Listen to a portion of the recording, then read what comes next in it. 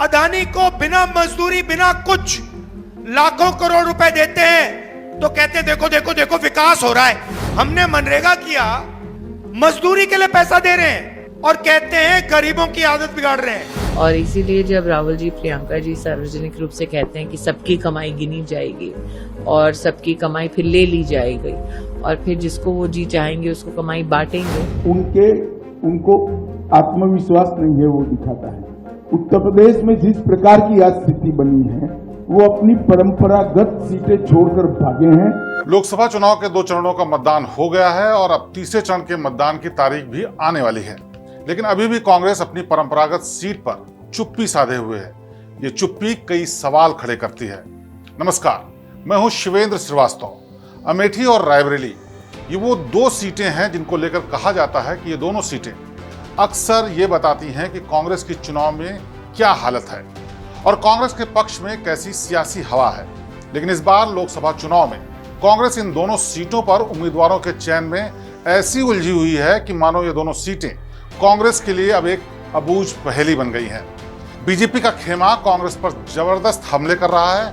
ऐसे में आरोप प्रत्यारोप वाली सियासत का रुख करेंगे, लेकिन उससे पहले ये समझ लेते हैं कि आखिर अमेठी रायबरेली में उम्मीदवारों के चयन पर पेच फंस क्यों रहा है और आखिर क्यों कांग्रेस के साथ साथ रायबरेली में बीजेपी भी अब तक अपना उम्मीदवार तय नहीं कर पाई है।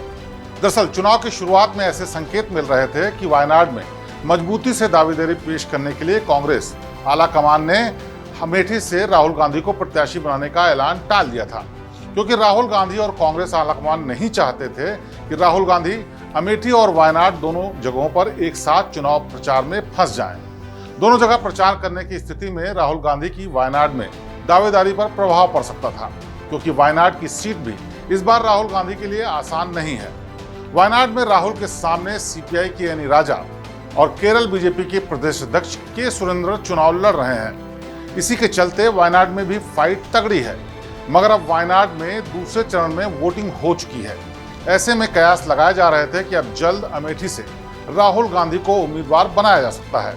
कांग्रेस रायबरेली में प्रियंका को उम्मीदवार बना सकती है, लेकिन अभी भी कांग्रेस ने अमेठी और रायबरेली में फैसले के नाम पर जो किया है वो केवल मन का मंथन है। अमेठी और रायबरेली पर कांग्रेस की खामोशी बीजेपी को बैठे बिठाए हमले के मौके दे रही है। केंद्रीय गृह मंत्री अमित शाह कह रहे हैं कि कांग्रेस के नेता अपनी परंपरागत सीट छोड़कर भाग गए हैं। ना कंफ्यूजन रखना ही उनको आत्मविश्वास नहीं है, वो दिखाता है। उत्तर प्रदेश में जिस प्रकार की आज स्थिति बनी है, वो अपनी परंपरागत सीटें छोड़कर भागे हैं।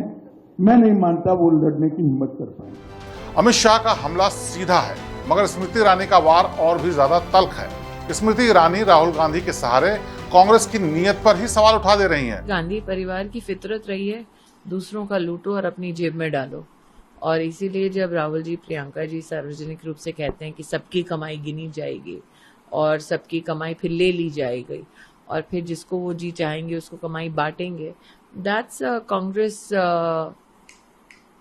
a Congress normal behavior, as प्रधानमंत्री मोदी says, कांग्रेस की लूट जिंदगी के साथ भी जिंदगी के बाद भी।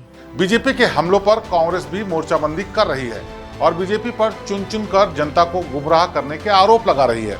साथ ही अमेठी और रायबरेली में उम्मीदवारों के चयन में हो रही देरी का कारण कांग्रेस पार्टी की उम्मीदवारों के चयन की प्रक्रिया से भी जोड़ा जा रहा है। इस बीच राहुल गांधी बीजेपी पर ताबड़तोड़ हमले कर रहे हैं। अदानी को बिना मजदूरी बिना कुछ लाखों करोड़ रुपए देते हैं तो कहते हैं देखो देखो देखो विकास हो रहा है। हमने मनरेगा किया, मजदूरी के लिए पैसा दे रहे हैं और कहते हैं गरीबों की आदत बिगाड़ रहे हैं। गरीबों को पैसा दो तो आदत बिगाड़ रहे हो और अरबपतियों को पैसा दो तो देखो विकास हो रहा है। तो हमने मन बना लिया है, 10 रुपए उनको मिलेंगे तो 10 रुपए आपको मिलेंगे, लाख रुपए उनको मिलेंगे तो लाख रुपए आपको मिलेंगे, करोड़ रुपए मिलेंगे तो करोड़ रुपए मिलेंगे, 1000 करोड़ मिलेंगे तो 1000 करोड़ मिलेंगे।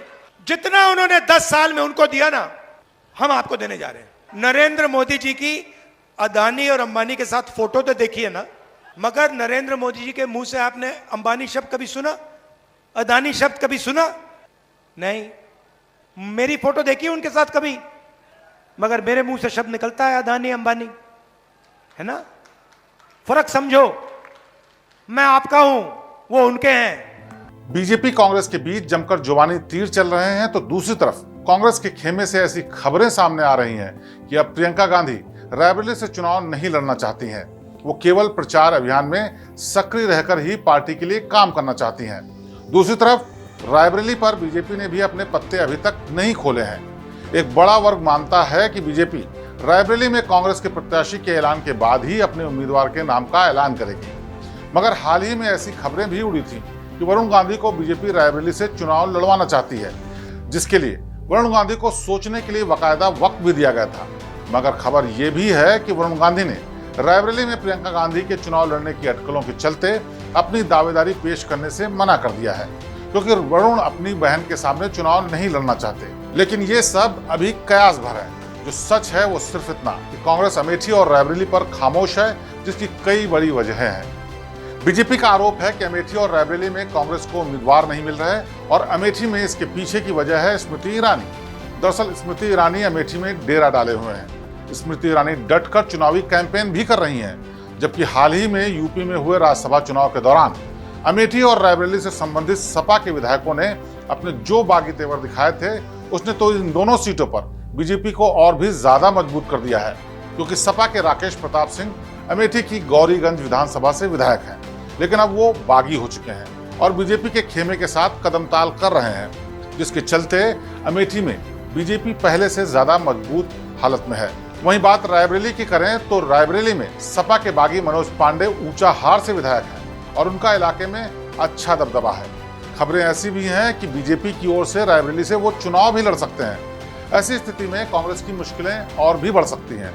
लेकिन तमाम खबरों के बीच हकीकत यही है कि रायबरेली में बीजेपी भी अपने पत्ते खोलने के लिए तैयार नहीं है। कुल मिलाकर गांधी परिवार की विरासत से जुड़ी अमेठी और रायबरेली की दोनों सीटों पर कांग्रेस को बड़ी चुनौती मिलने वाली है। ऐसे में कयास ये भी हैं कि राहुल गांधी अगर वायनाड में खुद की चुनौती को कमजोर आंकेंगे तो वो अमेठी से नहीं बल्कि रायबरेली से चुनाव लड़ेंगे, क्योंकि अमेठी में 2019 में स्मृति ईरानी के हाथों मिली हार ने कांग्रेस को हिलाकर रख दिया था।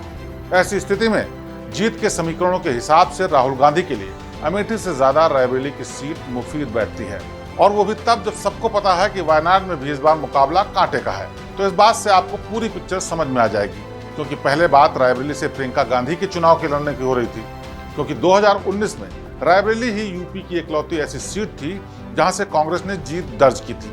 ऐसे में कांग्रेस रायबरेली की सीट को सेफ सीट मानकर चुनाव से जुड़ी राजनीति में प्रियंका का शानदार डेब्यू कराने की प्लानिंग कर रही थी। मगर अब जब प्रियंका गांधी खुद इस बात के लिए तैयार नहीं है, तो सवाल ये उठता है कि क्या वायनाड में राहुल गांधी की गाड़ी फंस गई है। ऐसा माना जा रहा है कि रायबरेली में कांग्रेस का उम्मीदवार हर कीमत में गांधी परिवार से ही होगा। तो अगर प्रियंका चुनाव नहीं लड़ेंगी तो क्या रायबरेली से राहुल गांधी चुनाव लड़ेंगे, ये एक बड़ा सवाल है। ऐसे तमाम सवाल इस वक्त कांग्रेस की बेचैनी बढ़ा रहे हैं और सपा कांग्रेस दोनों ही खेमों के कार्यकर्ता कांग्रेस आलाकमान के फैसले का इंतजार कर रहे हैं। और कांग्रेस इंतजार कर रही है उस वक्त का जब कांग्रेस अमेठी और रायबरेली पर जमीन पर सारे विजयी समीकरणों को सेट कर ले और ये भी तसल्ली कर ले कि रायबरेली और अमेठी से अगर गांधी परिवार का कोई सदस्य चुनाव लड़ता है तो उसके खाते में हर कीमत में जीत ही दर्ज होगी। तभी कहीं जाकर सारे विजयी समीकरणों को भांपकर ही कांग्रेस गांधी परिवार के किसी सदस्य को अमेठी या रायबरेली से चुनाव लड़ाने का फैसला करेगी। फिलहाल इस खास पेशकश में आज मेरे साथ बस इतना ही। आपसे फिर होगी मुलाकात। नमस्कार। उत्तर प्रदेश की हर खबर से अपडेट रहने के लिए श्रेष्ठ यूपी को करें सब्सक्राइब, बेल आइकन दबाएं और देखते रहें श्रेष्ठ यूपी।